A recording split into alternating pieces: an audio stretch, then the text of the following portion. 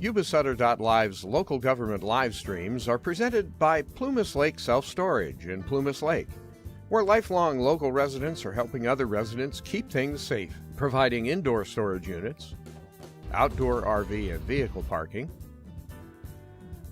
moving supplies, and Penske truck rentals. Details at plumaslakeselfstorage.com.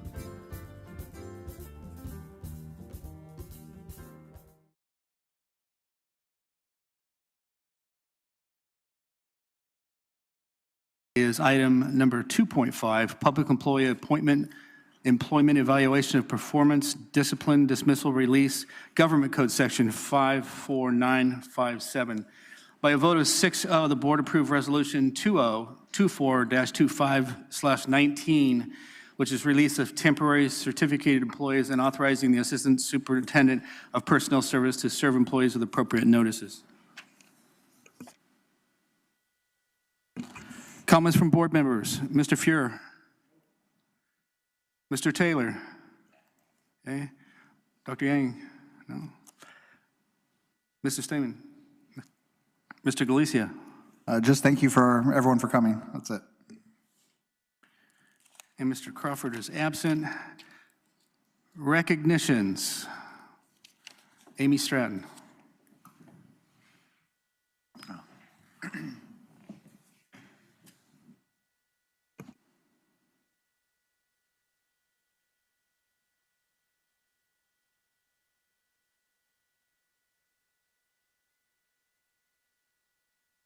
Good evening. We have some recognitions tonight of students and staff. So Positive Impact Awards, we'll start with our students. Our first one is from Arboga, Aman Fuad Osmani.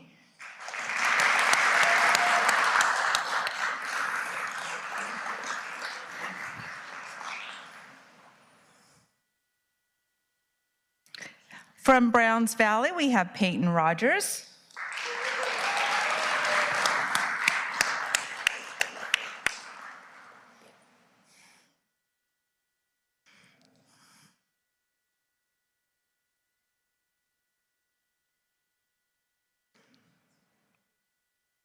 From Edgewater, we have Rena Lal.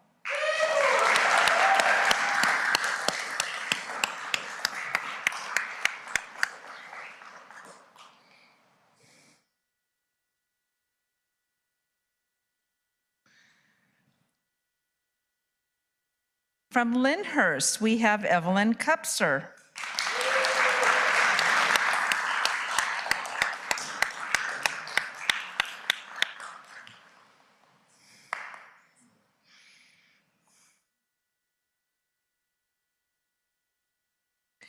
Loma Rica, we have Cannon Adamson.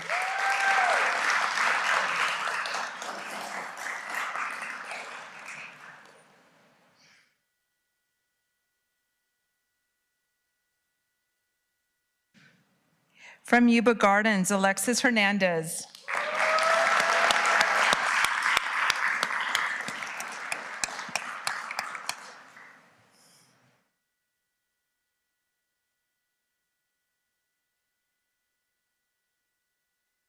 And if I could have everyone join in for a group picture, and parents, great opportunity to take pictures.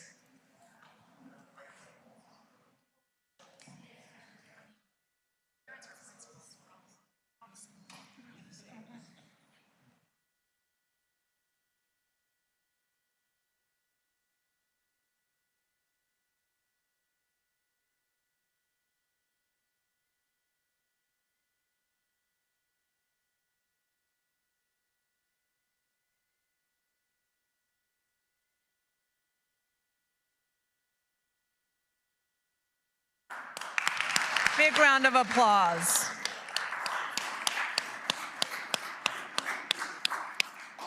And to help support our students, we also have some staff to recognize. Cheryl Knoll from Cedar Lane.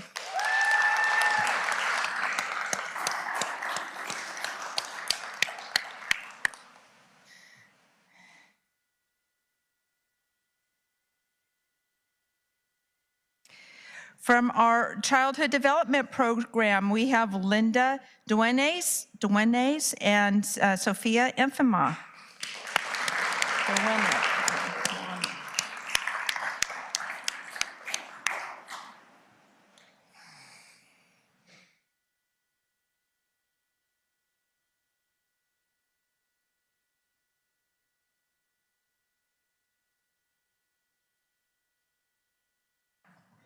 From Johnson Park, we have Kristen Lamas and Crystal Richards.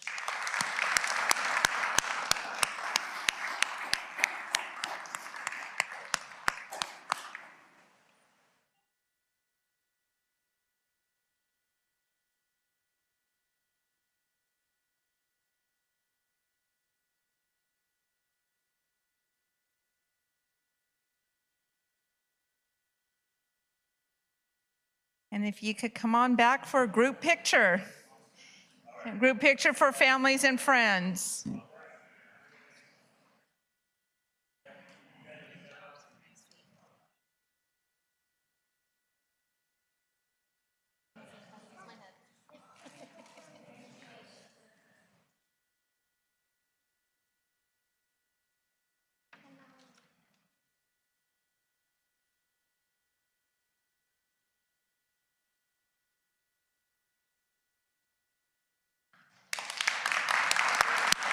Thank you.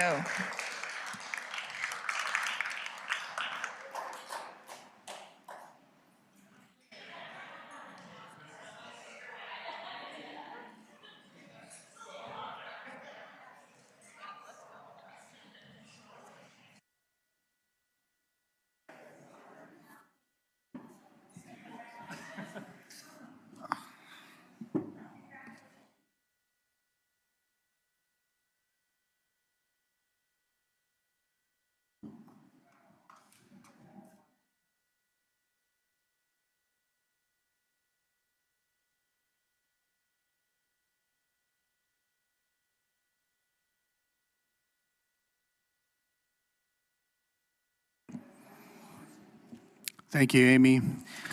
Opportunity for employee organization to address the board, Marysville Unified Teachers Association.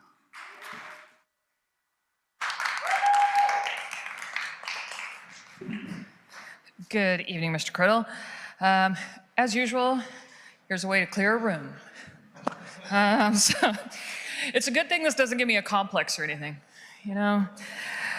So this evening, to start off with a couple more lighthearted comments before I have to get into the not so lighthearted comments. Because, you know, it's Tuesday, it's a board meeting. We should start off with a couple little less than serious comments. One is, I hope the board president doesn't take this the wrong way, but at the next meeting, I'm relatively sure I'm gonna swap out your gavel for a rubber mallet. So, man, that like echoes it, I know, right? Wow. Oh, gets your attention. The other thing is, and again, I hope I don't offend anybody in the room, but could we pick up the pace in the flag salute? Man, like in my classroom, we're on it. Like the flag salute is, we got some energy, we got some gusto. And this reminds me of like when people sing happy birthday and you're like, are we sure we're wishing them a happy birthday? Could we pick up the cadence a little bit? And so just a little thought, food for thought, that's all it is. Okay, so like I said, that's the lighthearted part. Now we get down to the serious end of things. So I do have, from the board agenda, the reduction or discontinuance of classified services, the RPK is what a lot of us call it. And one of the things that I'm kind of struggling with there is that the last, well, 2 meetings back, it was announced at a closed session that the board had voted for a reduction of 3.7 or 3.75 million in the budget. At the last meeting, it was mentioned about the fact that that had been put off because we had to get the staffing together that was going to represent this. And I had asked the question, and I did get an answer after the meeting, just so everybody knows. I asked the question, I said, so are we really going to save this 3.7 million strictly on employees, or are we going to involve something besides employees in this? And I was informed after the meeting that employees would be part of it, but yes, there would be some programs, there would be some other reductions. So this kind of represents a little bit of an issue, and I may or may not speak about it again later, but there's no dollar amounts here, and there is nothing else mentioned. And so this really does give the impression that this is all going to be on the backs of your employees. Your entire budget savings that you have voted for. And so if it is something else, I would just strongly suggest that the district and the board might want to start making that known very soon and very quickly, because otherwise you have a whole lot of people who are thinking exactly the same thing I am, which is it's all going to be on us. And not to be too harsh, but we're not the ones that rubber stamp stuff for 3.5 years. None of us had that opportunity. And as a matter of fact, a lot of us for the last 3.5 years have stood here in this room at this podium. We have emailed, we have begged and pleaded for the rubber stamping to stop because we could all see the writing on the wall and it didn't stop. And now here we sit with 4 pages worth of employee cuts. So like I said, if there's going to be something else, you might want to start publicizing that pretty quick like. Because this hit hard, and it did not go over well, that there were no programs or anything on it. Also, I will tell you that there are some staffing cuts that people are wondering why they aren't appearing on here. And I don't want to get real definitive in that, because I don't want to be real hurtful to anybody, but there are some things that are being saved while other things that are being cut that are making very little sense to some of us out here. Also, I want to bring up the fact that it's no surprise that we are right now in the middle of what we call non-reelect season. And I will tell you that as the leader for MUTA, it is one of the most painful times of the year to have 10 or 12 people calling you up in tears, talking about, I didn't do anything wrong, why am I losing my job? And the worst part of non-reelects is that nobody gets a reason, you know, and so that gets really rough. But what gets harder is when the observation and evaluation process hasn't been followed according to our contract. Because when I have people who get non-reelected before they have their final evaluation in their hand, that gets really difficult and really hard really quick. We just 2 years ago renegotiated the observation and evaluation article, and we made significant changes to it in order to help the district and our members and administration in getting observations and evaluations done and in meeting the timeline for them. And that still is not happening. You know, we cut it in half. And still I have people that are not getting their pre-observation meetings, they're not getting their post-observation meeting, they're, you know, and really, we've always been told that the observation evaluation process is supposed to be to help people. You know, if they're in that situation, where they can make some improvement, that's what it's supposed to be for. I will tell you, I see very little in the way of evidence of that, especially when people get non-reelected before they even have their final evaluation. I don't know how helpful it's supposed to be. When your post-observation is that somebody walks into your room and says, here, sign your observation, or here, sign your evaluation, and then there's nothing. I mean, we're non-reelecting 10 or 12 people that have credentials. We're in a teacher shortage. And when I'm asking people, you know, what kind of assistance they've had, what type of professional development has been offered, and I'm being told none or not much of anything, we have to make sure that we're out pounding the pavement, getting people in here. It's the whole attract and retain. It's the first step of the process, attract. We have to retain as well. We can't keep up this whole thing where we've got 140 probe 1 and 2, probationary 1 and 2 people to go along with 80 or 90 temps. Like, we cannot keep that up. We are hemorrhaging people in the midst of a teacher shortage. So we have to make sure that we get to a point where observation and evaluation is not only for members to know that they're doing a good job, but also for the people who may be struggling, that we get them the help and assistance they need, so that then we are keeping people and we end up with people who end up permanent. So there's that. I'll crawl off of that soapbox for just a second. It could come back, just so you know. RIFs are also, I have a couple of questions there because I feel like there may be at least 1 or 2 instances where we have a situation where we're doing non-re-elects in lieu of budget cuts. And I'm going to hope that I'm really, really wrong when the rubber meets the pavement here, because that is absolutely patently a violation, and you cannot non-re-elect somebody in lieu of budget cuts. So I'm going to hope that that bears out that I'm wrong on that one. The other thing is we're going to be returning to the bargaining table here pretty quick, because we do actually have a tentative agreement. Teachers Union ratified this afternoon. So I see on the agenda, we're eventually down the road here, you guys are going to get to vote on it as well. So keep in mind, that extends us out to June 30th of this year. So we need to get back to the table. Also, the district's going to be budgeting for next year. In that budget, please make sure that you're budgeting for your employees. Let's stop spending our salaries before we get it. Let's stop spending the COLA and the salary increases that people could be getting that would also attract and retain them here. But also, and this is almost kind of painful for me to go down this road, and I will apologize ahead of time for it. I still firmly believe that there is one central character from casting that is missing from the situation here as far as how we got here, how we got in the massive situation that we are. And it's no secret that that would be our former superintendent. People have asked me, they said, you know, you search on USC's website under faculty and she doesn't come up. Yeah, even USC is trying to hide the fact that they're employing her. But I will tell you, people have asked, hey, what's that email that you mentioned before?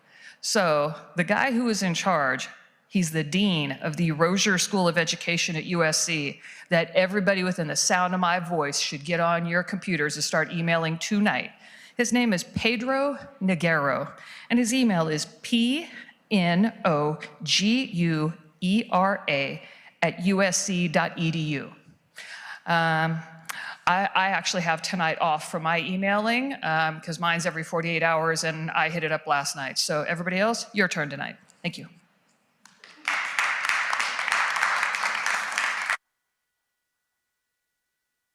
Thank you, Angela. Operating Engineers Union number 3.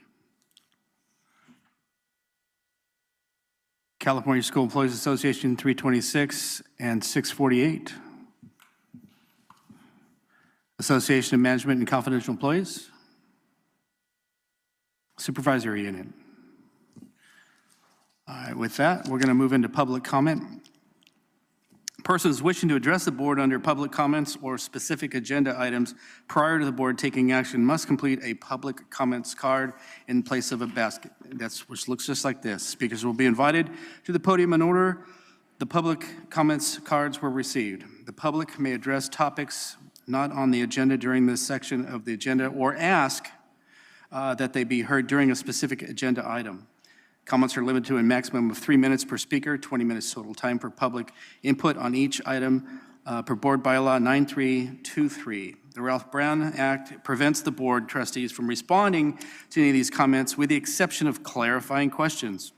The California Government Code Section 54954.2a states no action or discussion shall be undertaken on any item not appearing on the posted agenda except that members of a legislative body or its staff may briefly respond to the statements made or questions posed by persons exercising their public testimony rights under Section 54954.3. We will now hear public comments.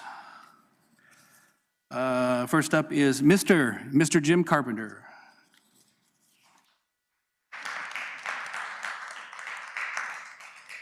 Thank you, Mr. Criddle. First, I want to say thank you that despite the fact that the voting through the union was not completed before your Friday deadline, you bent the rules and put it on the agenda anyway. I appreciate that.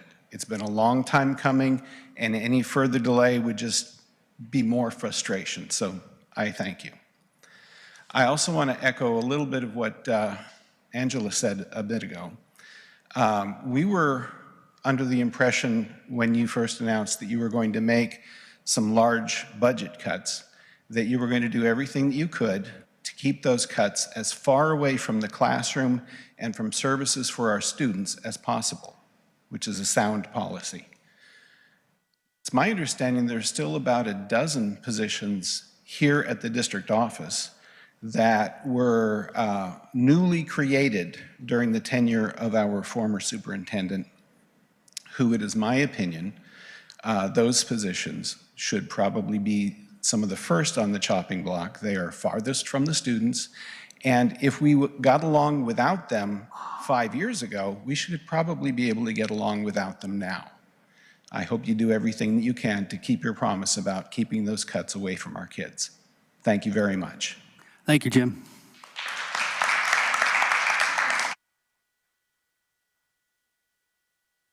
Alicia Tyndall.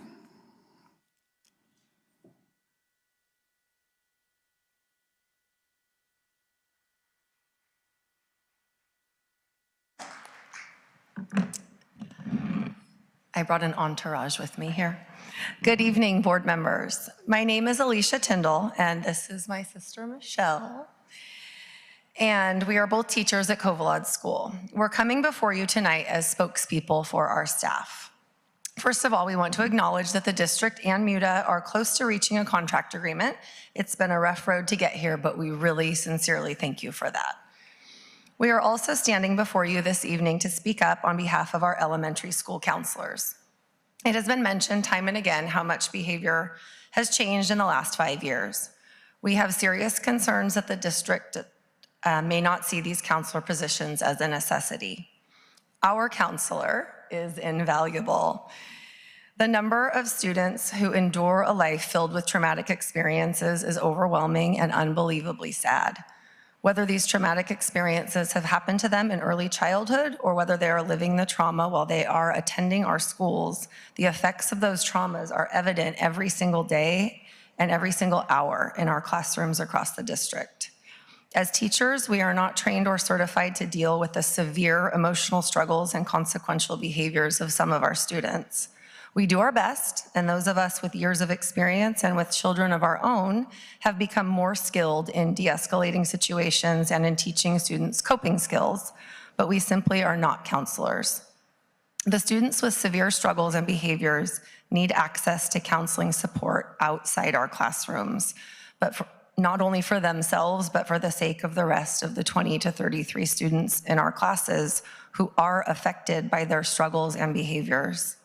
Our counselor provides that support every single day. Our counselor teaches social emotional learning classes for all 522 students every week. She teaches them strategies to use in the classroom, on the playground, as well as at home. These strategies are effective and they are continuously and consistently taught and revisited at appropriate developmental levels as the students progress through our elementary schools. She also communicates with the teachers to identify at-risk students, and she creates and meets with small groups on a weekly basis. Many of our families do not take their children to outside counseling, and this is an opportunity for them to receive some much needed help. In addition, she is often available for us to ask for help when we find ourselves in extreme situations in our classrooms with particular students. They can go with her for a reset period and come back to class when they are emotionally and mentally ready to learn again. We do not like to see any positions eliminated, but we understand our district is in a financial hardship. We are aware that several positions had been added in the district office during Dr. Asrani's time here. We are not saying those positions aren't helpful or important, but we feel that positions that work directly with and help children are a priority.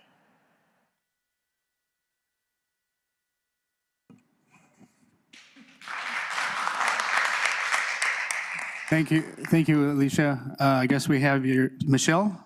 Yes. All right, thank you. Go ahead, Michelle. Hi, good evening. I'm just going to pick up where she left off. We are also all aware of the mental health epidemic in our nation.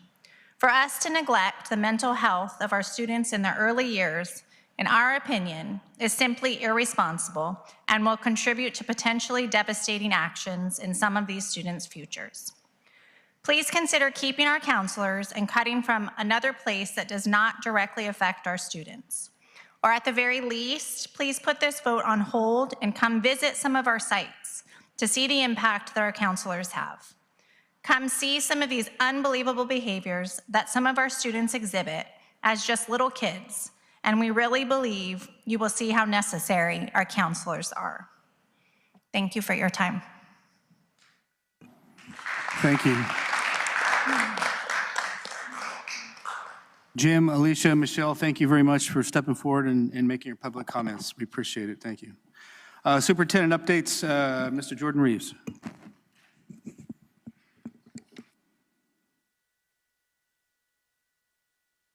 Let's try that. Okay. A couple things real fast. This Thursday, just not December, I'm in the wrong month. How about February 27th? We have the Yuba County Spelling Bee.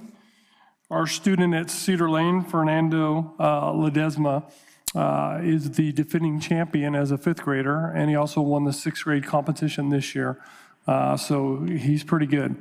We have other kids competing as well, so if you have an opportunity, I think it's at 5:30, if I'm not mistaken, the county office, to head out there. Rob's saying yes, and root on some of our Marysville kids. Also, a couple things, just a shout out to teachers and staff. I've had the opportunity in the last 2 weeks to visit a lot of sites. Covalot, Browns Valley, Oliver, Cedar Lane, Ella, Johnson Park. Probably leaving out a couple, but again, just a lot of amazing things going on. Not only in the classrooms, but in the offices and just classified staff and everybody. So again, thank you for affording me the opportunity to go out there and see all the great things that you're doing. Thank you, Mr. Reeves. 11.1 Yuba County Office of Education Superintendent Search Update. Mr. Rob Greger, Superintendent of Yuba County Office of Education, will be presenting. Rob, floor is yours.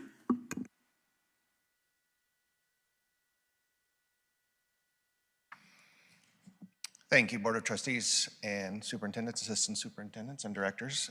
Just wanted to do a quick update of where we are in the processes. So we are trying to keep you abreast of all of the things that we've been doing to help you in your search for your superintendent. We've met with your union leaders, we've met with parents, community members, and then even students.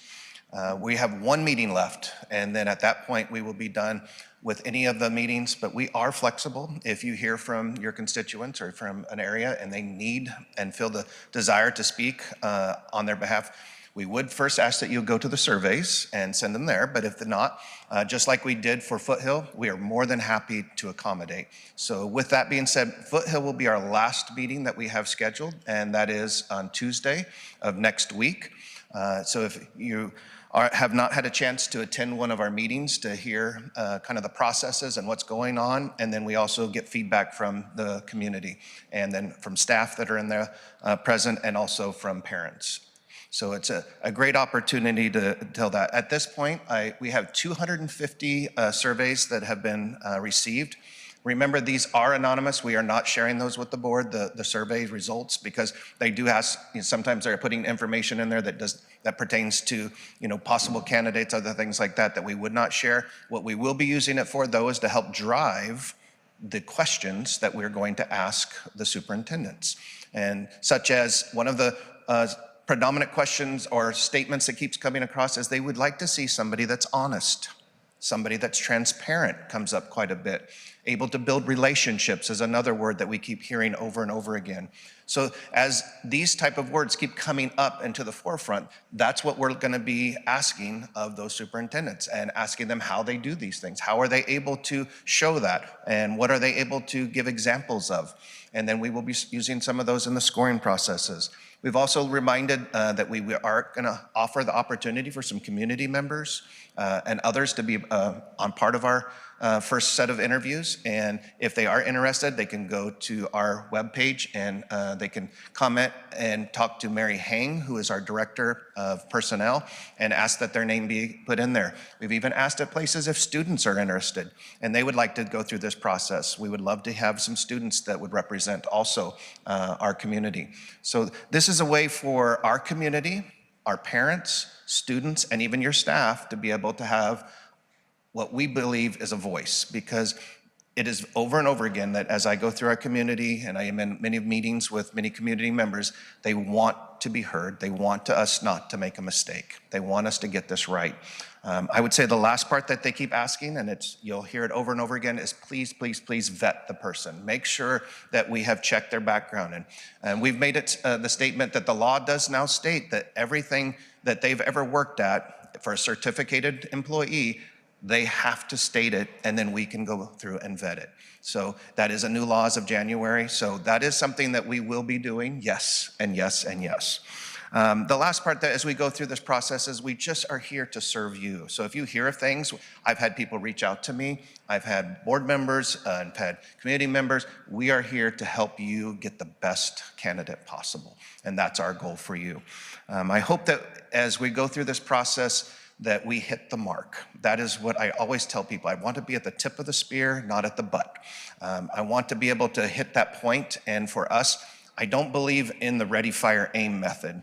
I do believe that we need to take a concerted effort and that we go for the goal and we hit the target. So that is what we're going to be doing. And from my heart to yours, I also want it to be known that I care deeply for Marysville Joint Unified School District. I worked here for many years, and I do care that we get somebody that's going to help serve our community, our families, you, and our students. So as my heart to yours, please know that this is very sincere for us, that we want the best for you. Because as a county office of ed, we work directly with you, and we want to be able to help provide the services and to work in unity together. And so that is our goal for you as we go through these processes. I want to say I am overwhelmed at the amount of people that are interested, but at this time we still only have 5 that have actually applied and put in their full information at this time. I will tell you that personally, I've had over 10 people reach out to me saying they're interested in it, and I've had another 5 or 6 that have also through other people let me know that they're going to put their name in. Until they actually put their application in, it doesn't exist to me. But I do always take the calls, and I want people to know that we are looking for a great superintendent, somebody that wants to be a part of our community and wants to serve this district and serve our families, our staffs, our teachers, every part of it. And it's a great opportunity to be at a great district, and we want it to come back to where it was. And I would say that one of the biggest things that we continue to look for is a Bethesda, which is a hospital, a healing place, so that people can come back to that place to build the relationships, to get to the point where we can move forward again. So we know that it's a process and it takes time. So as we go through that, that's our steps. March 31st, or 21st, it closes. Once it closes, at that time, we will take all of the applications and we will start vetting them to make sure that they actually have the qualifications. We're doing that as they come in too, but making sure that the people have the credentials, they have the information, everything was done, and that it's in place. The next steps after that is then we would meet with you as the board and bring to you the names, and then you would look through them, and then we would choose our 8 to 10 to do our first set of interviews.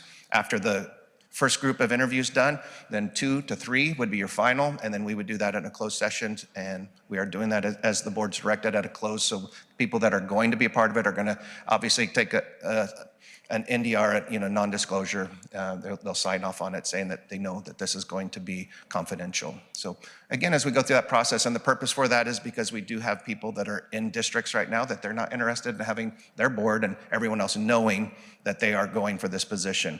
And until they get to that final round, and at that point, all bets are off, right? Because then they will be vetted as far as even the opportunity to go to their places of work and things like that for you as a board if you choose. Questions for me? Any questions for the board, or for Rob?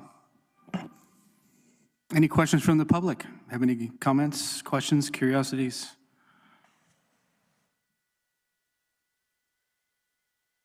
Easy crowd tonight. All right.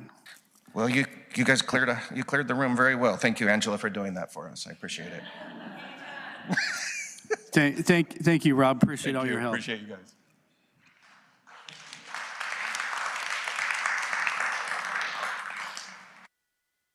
.1 approval of the February 11th, 2025 regular board meeting minutes.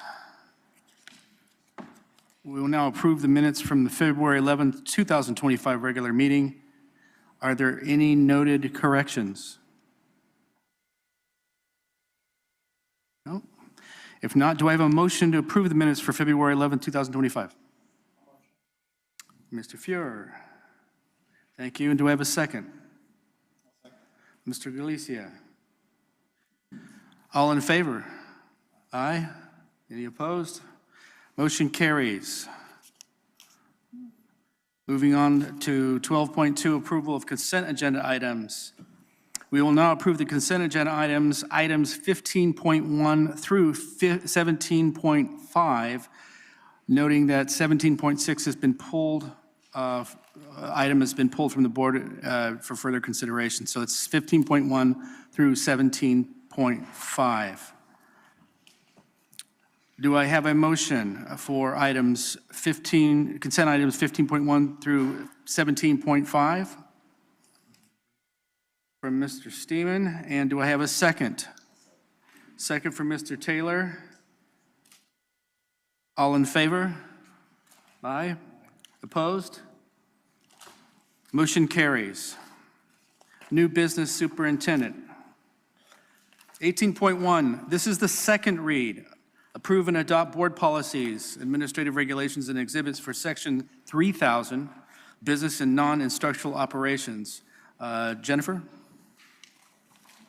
Yes, I'm bringing this forward to the board for approval. This is the second read, and we'd like to approve the board policies for Section 3000, which is mostly business and non-instructional operations.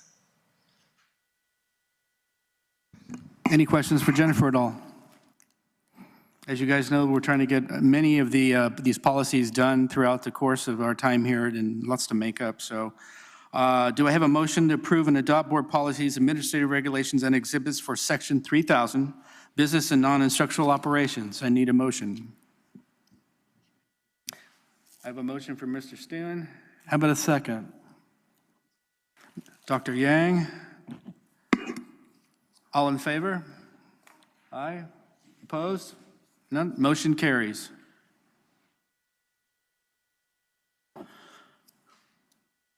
New business, educational services.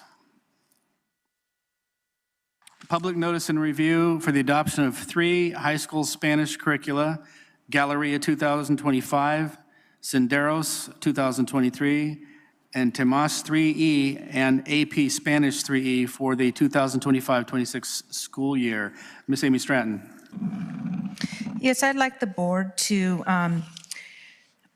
open a public notice for review for adoption of the Spanish textbooks. Our textbooks are out of date. They're no longer in print. I would like to put new books in the hands of students for next year for Spanish 1, 2, 3, 4, Spanish for Spanish speakers 1, 2, 3, and AP Spanish. So what will happen is that if approved tonight, the curriculum would be available in the doorway at the district office for the next 30 days until the March 24th meeting, and parents could come in and review the materials. And then in March, at the end, the second meeting in March, then I would ask for the board to approve. Okay. Okay. Any questions from the board? And then since this is an open item, any questions from the public? No? Thank you, Amy. Thank you.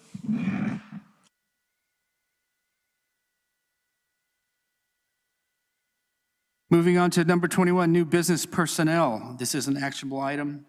21.1, 2024/2025, initial bargaining sunshine proposal from MJUSD to MUTA, public disclosure and action.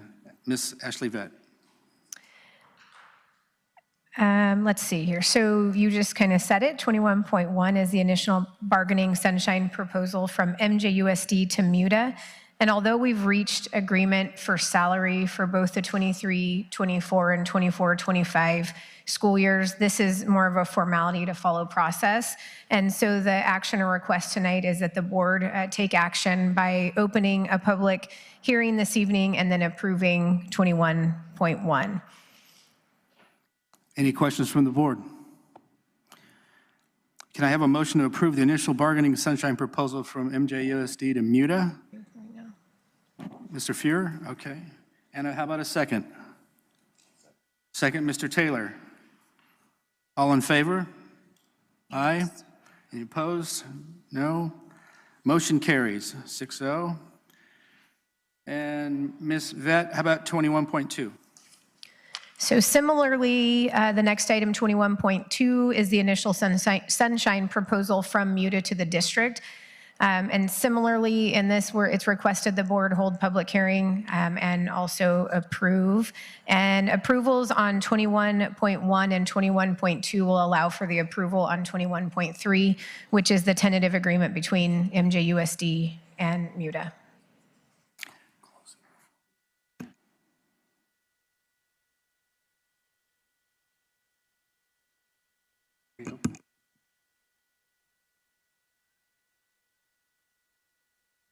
Sorry about that. Can I get a motion to approve the initial bargaining sunshine proposal from MUTA to MJUSD? Dr. Yang? And a second? Second, Mr. Galicia. All in favor? Aye. Opposed? Motion carries 6-0. Ms. Vett, 21.3, please. 21.3 is the tentative agreement with MJUSD and MUTA. And one of our amazing teachers just said it was a rough road to get here. And on behalf of our bargaining team, I would just like to extend gratitude and acknowledge the work and the patience and the collaboration that we've had with MUTA and continue to have as we kind of move forward in this process, because we know the next phase is beginning now.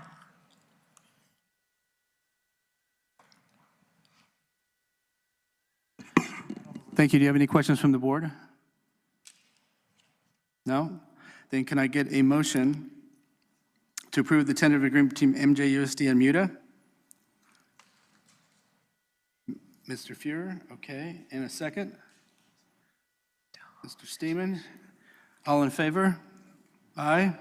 Opposed? No. Motion carries 6-0.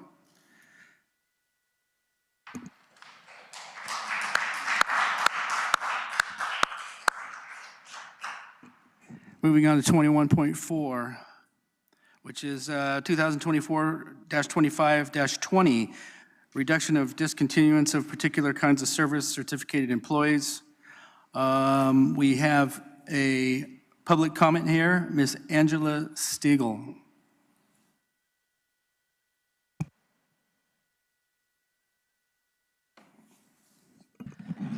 Good evening again. Angela Stiegel, President for the Marysville Unified Teachers Association. One of the biggest things that I did want to speak to within this, and I was relatively sure I was going to run out of time in my comments earlier, which is why I put in a comment card. In looking at the reduction in the particular kinds of service, there are a few things that come to mind, but to piggyback off of what the teachers from Covalad mentioned, the loss of our elementary school counselors is particularly problematic and troublesome based off of it coming right on the heels of the tentative agreement that was just ratified and approved by our association and by the district. Within that, and what we actually ended up going to mediation over, was not only salary, but safety. And within the safety article, a lot of that had to do with student behavior and discipline. That's where we're having so many issues that making it very difficult for teachers to do their jobs and to be safe in their classrooms. And so within that, we're thinking the whole time that we're bargaining along that things are looking great on the safety language finally, not the whole time, but as we were getting through mediation, I should say, we thought we were making some headway. We thought things were going well. We were told that we're going to be taking up a couple of pieces of that safety language when we go back into bargaining this next time. But within that was the whole idea that we thought we were still going to have elementary counselors. When we asked in mediation about the fact if we were going to lose anybody in RIFs, we were told no. And then later on, I was informed after, of course, mediation, after, of course, we get through an agreement and everything, then I'm told, oh no, actually you're gonna lose 4. You're gonna lose 4 elementary counselors, which now has become 5 elementary counselors. And so within that, one, just so you know, there hasn't, as of yet, been an actual full-fledged conversation between the district and the teachers union on that. But what I think the board needs to be cognizant of is the plan then is to take the elementary counselors that remain after this and split them between sites, which we know to be unsuccessful. And so then the district is going to be paying counselors, and it's not going to be that they're going to spend half their day at one site and half their day at another. It'll be they will spend a third of their day at one site and a third of their day at another and a third of their day on the road. And so we are going to be losing a valuable resource for our students and therefore for our entire campuses, for our elementary schools. This is something that desperately needs to be thought through. And like I mentioned earlier, there are other cuts that can be made. But this really flies in the face of the safety article that we just got through and just got approved. Thank you. Thank you.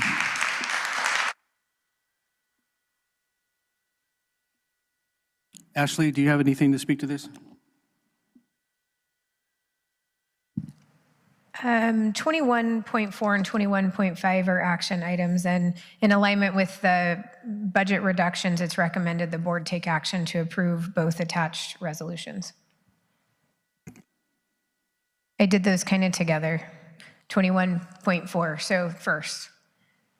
Thank you. Any questions from the board? Can I have a motion to approve the resolution 2024-25-/20, reduction or discontinuance of particular kinds of services of certificated employees? Motion from Mr. Sestiman and a second. Mr. Galicia. All in favor? Aye. Any opposed? None. Motion carries 6-0. Moving on to 21.5.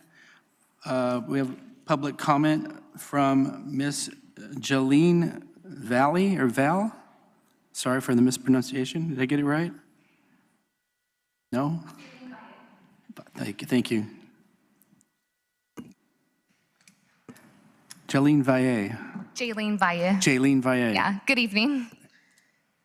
My name is Jaylene Valle, and I have had the privilege of serving as the Wellness Center paraeducator at Marysville High.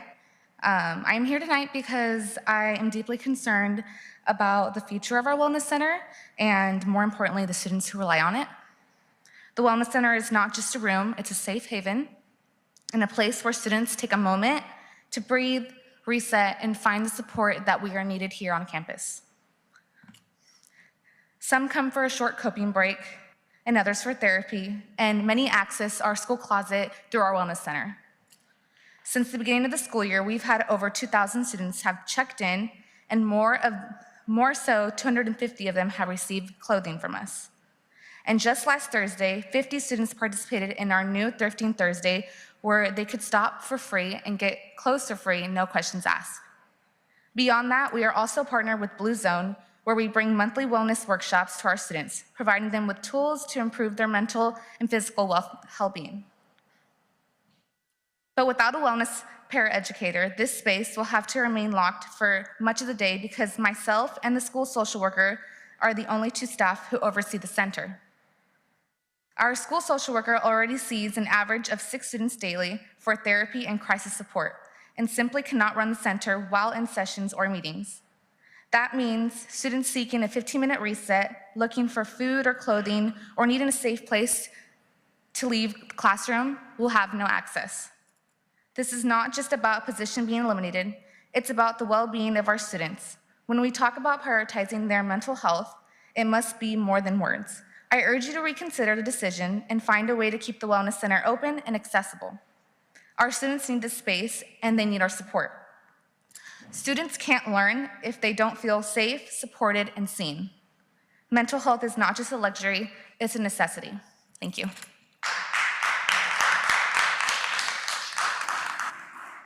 Thank you, Jaylene.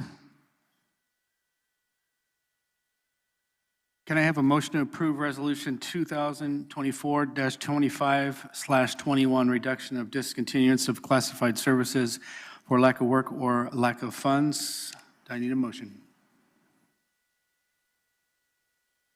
Mr. Seth Steeman, motion. Do I have a second?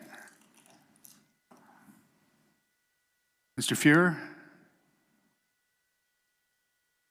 All in favor? Aye. Any opposed? Motion carries. Moving on to 21.6, public notice for provisional internship permits. Ms. Ashley Vett.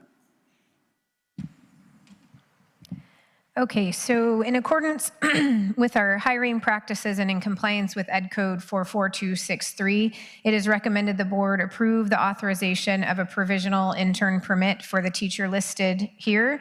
And we have found an excellent candidate in Mr. Dawson McPeak, and we are excited to officially welcome Mr. McPeak to the MHS family. Great. Any questions from the board? Do I have a motion to approve and authorize a provisional internship permit for MHS social science teacher, Mr. Dawson McPeak?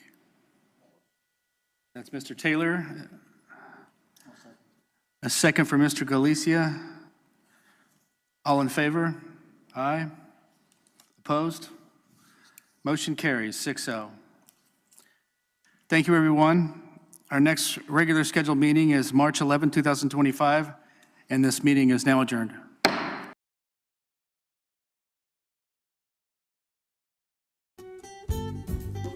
Yuba-Sutter.LIVE's local government live streams are presented by Plumas Lake Self-Storage in Plumas Lake, where lifelong local residents are helping other residents keep things safe, providing indoor storage units, outdoor RV and vehicle parking, moving supplies, and Penske truck rentals. Details at plumaslakeselfstorage.com.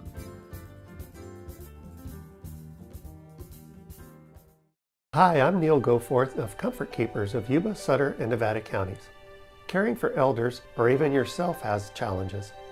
Comfort Keepers of Yuba, Sutter, and Nevada counties can help you address today's issues and plan for tomorrow with in-home and specialized care for you or your family members.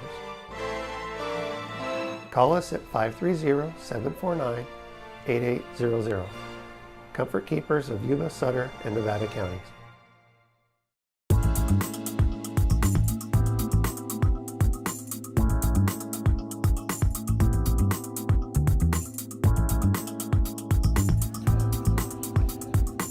You've seen signs marking some of the gyms in Marysville. They're produced by Sapphire Sign Company, providing something small, large, and mobile. With decades of experience, Sapphire Signs has pioneered local production of a variety of signs, like temporary campaign-style signs, welcomes for unique events, building signage, event promotion, and vehicle customization. Need a sign? Make it a gem from Sapphire Sign Company. On the web at sapphiremarketinggroup.net. Sapphire. In Marysville, where roots run deep, McNally Appliances promises to keep the best brands with a smile on its face. We service what we sell, it's a warm embrace. Competitive pricing you can't ignore. With every purchase you'll love it more. From fridges to washers, all in a line. We install with care to make it shine. Major brands, trusted and true. McNally Appliances is here for you. Oh, McNally, we're your first choice. In Marysville, we help you rejoice. We service what we sell, no need to stress.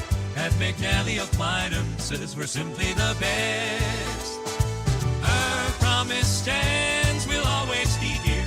McNally Appliances, bring in your cheer. McNally Appliances, 119 D Street, Marysville. McNallyAppliances.com. In Yuba County, there's a legendary diner. Delicious. Oh my gosh, thank you so much. Where the parking lot tells a story. A story as simple as biscuits and gravy. The food is good. The prices are wonderful. My dad has so many friends here that come here, and it's my dad and mom have known Mary Jane and her dad before Duke. Duke's Diner on 7th Avenue, home of legendary chili, holiday pies, and generations of local residents preparing tasty, hearty food for generations of local people. Join Mary Jane and her genial associates as they serve meals you'll come back for. Duke's Diner on 7th Avenue, Olivehurst. In the heart of the valley, we rise so bright, where the news flows freely in the morning light. Yuba-Sutter.LIVE, where truth comes alive. Every Tuesday's a journey, it's where we thrive. Watch it unfold. Yuba-Sutter.LIVE, in the heart of our home. Be informed, be wise. Yuba-Sutter.LIVE, we capture it all. Policy debates, hear the people's call. With Yuba-Sutter.LIVE, you'll never miss a beat. Special reports hit hard, shining a spotlight. Yuba-Sutter.LIVE.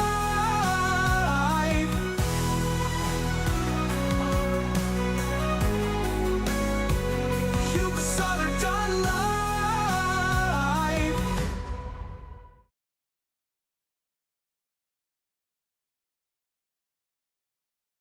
Yuba-Sutter.LIVE. It's the truth that comes through.